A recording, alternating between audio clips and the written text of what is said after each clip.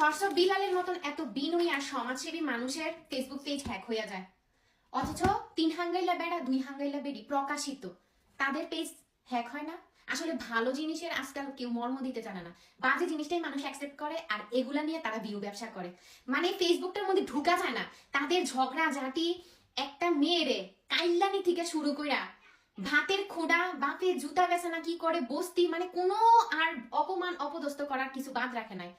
ওই মেয়েটারে নিয়েই মানে ফেসবুকে লাইক করব, মেয়েরে গালাগালি করব, ডিভোর্স দিয়ে দিছস, তারপর ওর পিছনে কেন তোরা পড়া রইছস? ইচ্ছা মতন ওরে অপমান করে আবার তোরা আনতে যাস কেন? কাইল্লানি যদি এতই বাজে হয়ে থাকে তাহলে এই কাইল্লানির পিছনে এখনো পর্যন্ত ঘুরোস কেন? কালা আর সাদা গায়ের রং কোনো ম্যাটার না, পয়সা ইনকাম করলে গায়ের চামড়া সহ চেঞ্জ করে ফেলা যায়। তোরা ওই মাইয়াটার পিছনে পড়া রইছস, তোদের বিউ নাই দেখা কিছু কিছু থার্ড ক্লাস কাপড়ে নিয়ে আইসা বিউ ব্যবসা করা ট্রাই করতাছস, পাশের বাড়ির ভাবি, তারপরে সব ফকিনি তোরার মতন 2 হাঙ্গাইলা 3 হাঙ্গাইলা কাপড় আইনে না বিউ ব্যবসা করার চেষ্টা করতাছস, কোনো লাভ হইতাছে না, সেই কাইল্লানির পিছনে পড়া রইছস। আর একটা মা স্বামী ছাড়া থাকতে পারে কিন্তু সন্তানরে ছাড়া থাকতে পারে না। ওরে পারতাছস না দেখা ওর থেকে ওর পোলাটারে আলাদা করার চেষ্টা করতাছস।